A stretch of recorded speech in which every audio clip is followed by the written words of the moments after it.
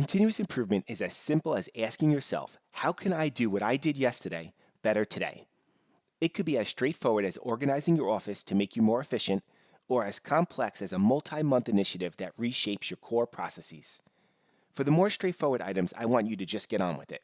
Get them done and move on to the next improvement. But for the more complex problems, the solutions might not be so obvious. For those, the Customer Correct tool is a one-pager that is easy to use and ensures you cover the items needed to ensure your customers will leave excited when it is completed. Let's check it out.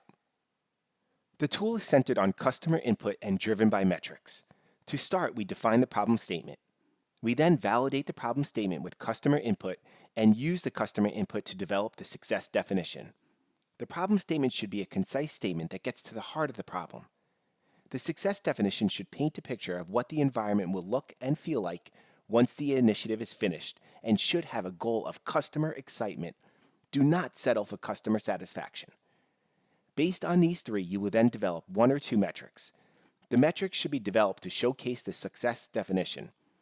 You will develop a baseline, which is the first measurement at the beginning of the initiative, and a target, which is the measurement you expect once you achieve the success definition. The current will be measured as you make improvements along the way. The baseline will not only serve as a benchmark to measure improvements against, but it will also be used to validate the customer input. Lastly, you will use your metrics to drive improvement opportunities. By taking this approach, you will align your improvement opportunities to customer input, but you are also opening up the generation of improvement opportunities to your team. The direction is clear and based on metrics, rather than anecdote and direction driven from top down. The two questions I get the most are, how do I gather customer input and how do I develop metrics? I'm going to try and address those two. Customer input can be as straightforward as having a quick conversation with your key handful of customers. In this case, document a few quotes and add them to the template. Yes, quotes. It is important that you use their words and not your interpretation. Remember, a key benefit of this tool is being able to empower your team to generate improvement opportunities. In other cases, the number of customers is large, or you may not have direct access to your customers. There are very comprehensive approaches to gather voice of customer. I'm not going to cover those in detail, but I will give you guidelines on an alternative to direct interviews, Touchpoint Surveys. Choose to survey customers at key touchpoints with the process you would like to improve. The survey can be centered on a standard voice of customer approach, such as Net Promoter Score, but should always be no more than 10 questions. You want to ensure the survey is brief and to the point. Include a few questions that identify key attributes of the respondent and a few that indicate satisfaction with key aspects of the touchpoint. Both should have responses that could be aggregated. Finish up with one or two qualitative questions that give specific feedback on their experience. Follow this approach and you should have a nice set of data that can be used for customer input.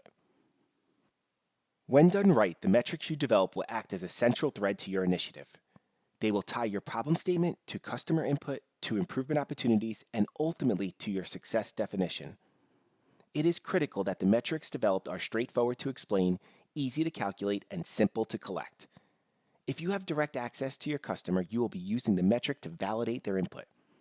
The baseline may even contradict their input, so ensuring it is relatable and easy to explain will help in your conversations with the customer. Even if it doesn't contradict their input, you most certainly will be using the metric to validate their excitement when improvements are made. The easier it is to explain up front will go a long way to ensuring there are no missed expectations later on. Additionally, the metric will be used by your team to generate improvement opportunities and to prioritize which improvement opportunities will be completed. Nobody has unlimited capacity, so the metric should help identify which improvement opportunities will have the biggest impact. Your team will be taking measurements to validate improvement opportunities, so making it easy to calculate and collect will help them be as efficient as possible. There is no magic answer in selecting a metric, but these guidelines should help ensure you pick metrics that increase the impact and efficiency of your initiative. The Customer Correct tool is a simple and straightforward one-page template that will ensure your team uses its creativity to deliver improvements that will result in customer excitement. A little bit of structure will go a long way to ensuring alignment between your customer, your team, and the improvements generated. Please join me in creating comfort in the workplace by respecting team members and demanding excellence.